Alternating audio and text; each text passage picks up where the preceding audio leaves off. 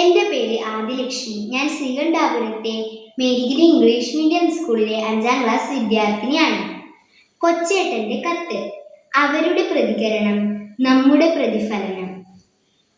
പ്രിയ DCL കൂട്ടുകാരെ, ഒരിക്കലൊരു വൃദ്ധനായ മനുഷ്യൻ ഒരു നഗര കവാടത്തിൽ ഇരിക്കുകയായിരുന്നു.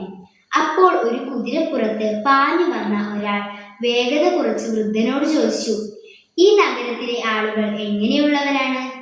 വൃദ്ധൻ ചോദിച്ചു, എന്തുകൊണ്ടാണ് നിങ്ങൾ അങ്ങനെ ചോദിക്കുന്നത്?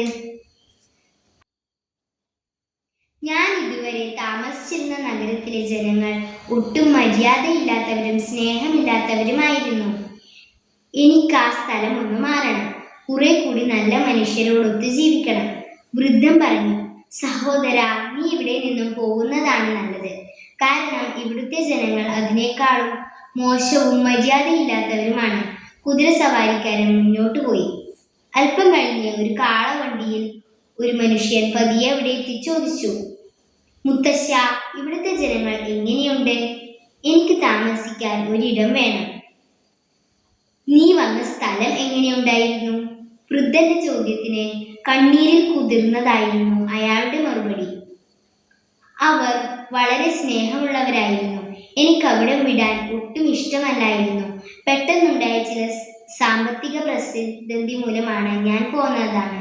വൃദ്ധൻ പറഞ്ഞു, നിങ്ങൾക്ക് ഈ നഗരത്തിലേക്ക് സ്വാഗതം. ഇവിടുത്തെ ജനങ്ങൾ അവരെക്കാൾ നല്ലവരാണ്. ഇതെല്ലാം കേട്ടുകൊണ്ട് വൃദ്ധനരികിൽ നിന്ന മറ്റൊരാൾ ചോദിച്ചു, എന്താണ് നിങ്ങൾ 2 മറുപടികൾ കൊടുത്തത്? വൃദ്ധൻ പറഞ്ഞു, നിങ്ങൾ എങ്ങനെയാണ് അതുപോലെ തന്നെയായിരിക്കും മറ്റുള്ളവർ നിങ്ങൾക്കും. നിങ്ങൾ മറ്റുള്ളവരെ പറ്റി എപ്പോഴും പരാതിയും കുറ്റവും പറഞ്ഞു നടന്നാൽ എല്ലാവരും നിങ്ങളെ അകറ്റി നിർത്തും. നല്ല സ്വഭാവമുള്ളവരെ എല്ലാവരും ചേർത്തു നിർത്തും. മറ്റുള്ളവരുടെ പ്രതികരണങ്ങളിൽ നിന്ന് നമ്മുടെ തന്നെ പ്രതിഫലനങ്ങളുണ്ട് എന്നറിയണം. പ്രിയ കൂട്ടുകാരെ, നിങ്ങൾ പുതിയ പ്രതീക്ഷകളോടെ പുതിയ ക്ലാസ്സിലേക്ക് പ്രവേശിക്കുകയാണ്.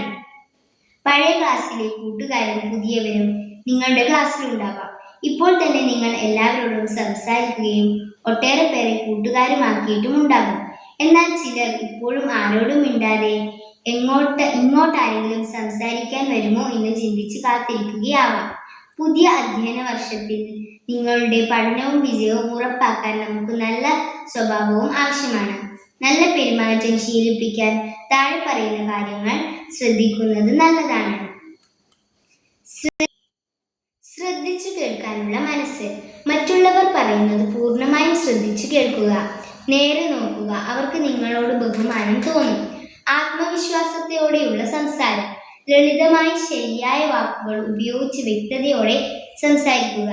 നിങ്ങളെ പറ്റി മതിപ്പുണ്ടെങ്കിൽ മറ്റുള്ളവരും നിങ്ങളെ വിലമതിക്കും. ശരീരഭാഷ പ്രധാനം. പറയുന്നവരുടെ കണ്ണിൽ നോക്കി സംസാരിക്കുക. നല്ല പ്രസന്നമായ മുഖം, ചിരി എല്ലാം നല്ലതാണ്. ഹൃദ്യമായ ഭാവപ്രകടനം നല്ലത്. മറ്റുള്ളവരുടെ മനസ്സ് നിറഞ്ഞ് സംസാരിക്കാൻ പഠിക്കുക. അവരുടെ സന്തോഷവും സങ്കടവും പങ്കിടുക.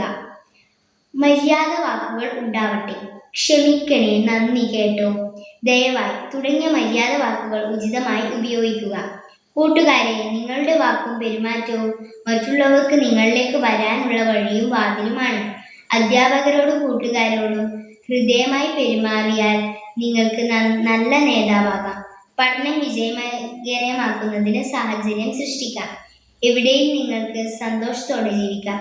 പുതിയ അധ്യയന വർഷം ഏവർക്കും ആഹ്ലാദകരമായിരിക്കട്ടെ. സ്നേഹാശംസകളോടെ സ്വന്തം കൊച്ചേട്ടൻ.